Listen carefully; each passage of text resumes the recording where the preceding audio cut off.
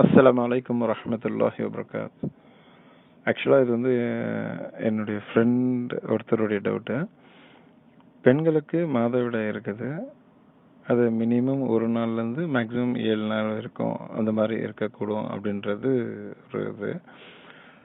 So அப்படி இருக்க போகும்போது வந்து சில பேருக்கு 3 நாள் 4 நாள் 5 நாள்னு இருக்கு. இப்போ கணவன் மனைவியாக இருக்கக்கூடியவங்க வந்து இப்போ உறவு கொள்றாங்கன்னா இப்போ இது 3 நாளில் முடிஞ்சிடுதுன்னு நினச்சிட்டு ஆனால் அவங்க கடமையான குளிப்பை குளியலை. அதாவது இதில் 2 கொஸ்டின் அடங்கியிருக்கு. ஒன்று என்னென்னா 3 நாளில் முடிஞ்சிடுதுன்னு நினச்சிட்டு கடமையான குளிப்பு குளிக்காம இவங்க உடலுறவு வச்சுக்கின்னு அதுக்கப்புறம் அவங்க கடமையான குளிப்பை ஒரேடியாக குளிச்சுட்டு தொழுவ ஆரம்பிச்சிடுறாங்க. ஸோ ஒன்று இது எப்படி இது கூடுமா, இல்லை வந்து கடுமையான குளிப்புக்கு அப்புறம் தான் அது ஹலால் ஆக்கப்படுமா, இல்லை அந்த மாதிரி பண்ணுறது தப்பா அதுக்கு முன்னால் அப்படின்றது ஒன்று. ரெண்டாவது என்னன்னா அப்படியே குளிச்சுட்டு அவங்க வந்து உடலுறவு அப்படின்னு சொல்லி வச்சுட்டா கூட அதுக்கு அப்புறமா வந்து அவங்களுக்கு வந்து ஒரு ஃபீலிங் வந்து ஒரு கொஞ்சமாக வந்து ஒரு ஓவர்ஃப்ளோ ஏதோ ஆகுது. ஸோ அது எப்படி அது அப்படியும் ஒரு கருத்து நிலவுது. ஸோ அது இதுக்குண்டான பதில் கிடைச்சா ரொம்ப நல்லா இருக்கும் இன்ஷா அல்லாஹ். அஸ்ஸலாமு அலைக்கும். வலைக்கும் சலாம் வரஹ்மத்துல்லாஹி வபரகாத்துஹு.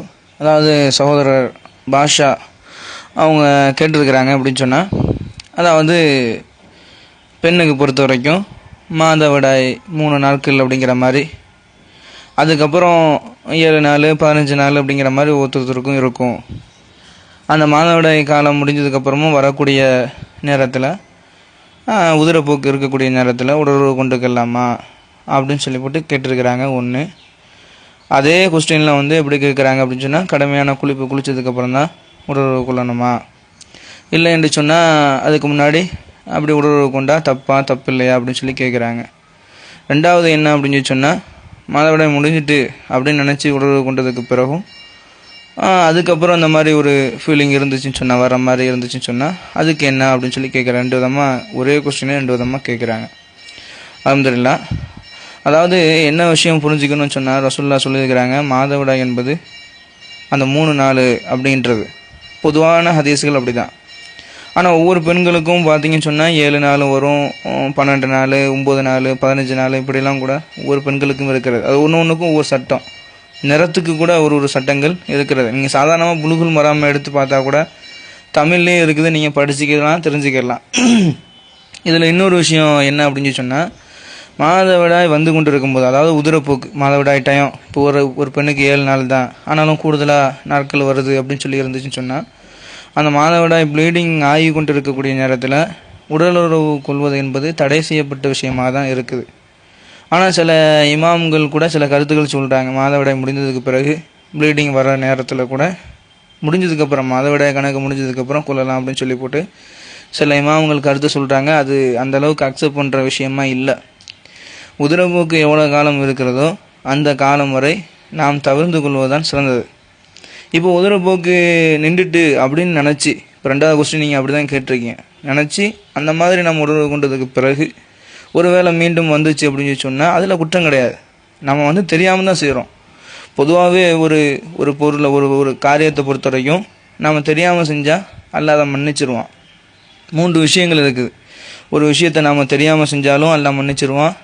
அதே போல் மறந்து போய் செஞ்சாலும் மன்னிச்சிருவான். நிர்பந்தத்தின் அடிப்படையில் செஞ்சாலும் அல்லாஹ் மன்னிச்சிருவான். பன்றியினுடைய இறைச்சி வந்து ஹராம். அந்த வசனத்தில் அல்லாஹ் சொல்லும் பொழுது அல்லாஹ் அல்லாத பேர் சொல்லி அறுக்கப்பட்டது, ரத்தம், இதெல்லாம் வந்து ஹராம் சொல்லிட்டு லாஸ்ட் அந்த வசனத்தில் எப்படி சொல்கிறான் அப்படின்னு சொன்னால், நிர்பந்தமான சூழ்நிலை வந்துச்சுன்னு சொன்னா அப்படின்னு.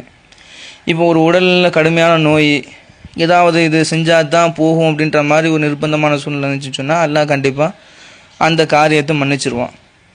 அதே போல் மது குடிக்கிறது தெரியவே இல்லை தப்புன்னு, ஆனால் குடிச்சிக்கிட்டே இருக்கிறான். அந்த நேரத்தில் தவறுன்னு சொல்லி திருந்திட்டான். அப்போது இதுக்கு முன்னாடி வர தெரியாமல் செஞ்ச அந்த பாவம் வந்து, உதாரணத்துக்கு மது சொல்கிறான், அதுக்கு முன்னாடி வர செஞ்ச பாவங்கள் வந்து தெரியாமல் செஞ்சதுனால அல்லாஹ் என்ன செஞ்சாரான், மன்னிச்சிட்றான். இன்னொன்று என்னன்னு சொன்னால் மறதி. இப்போ வந்து நோன்பு வச்சுருப்பான், டக்குன்னு போய் தண்ணி எடுத்து குடிச்சிருவான். அப்போ அல்லாஹ் குற்றம் பிடிப்பானா?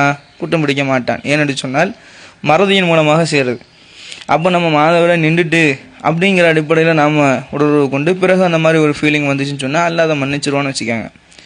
ஆனால் வரக்கூடிய நேரம் வரை அந்த மாதவிடாய் காலம், அந்த உதிரப்போக்கு இருக்கக்கூடிய அந்த காலம் வரை உடலுறவு கொள்ளாமல் இருப்பது தான் சிறந்தது. இந்த விஷயத்தை விளங்கிக்காங்க. ஓகே. அஸ்ஸலாமு அலைக்கும் வரஹ்மத்துல்லாஹி வபரகாத்துஹு.